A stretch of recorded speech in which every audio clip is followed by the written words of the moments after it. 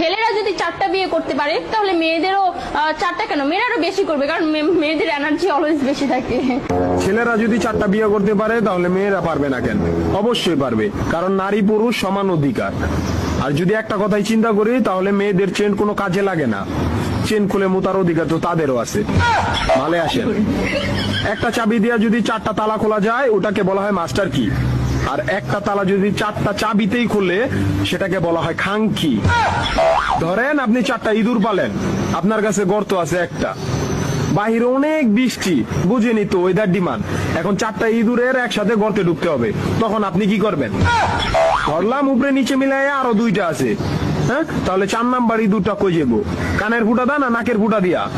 হ্যাঁ, তার মধ্যে মাসের মধ্যে 7 দিন থাকে লকডাউন। আমি মানি, আমি না শুধু সবাই মানে, মেয়েদের অনেক পাওয়ার, মেয়েদের অনেক এনার্জি। তাহলে দেশের মধ্যে ঘন ঘন লোডশেডিং হয় কেন?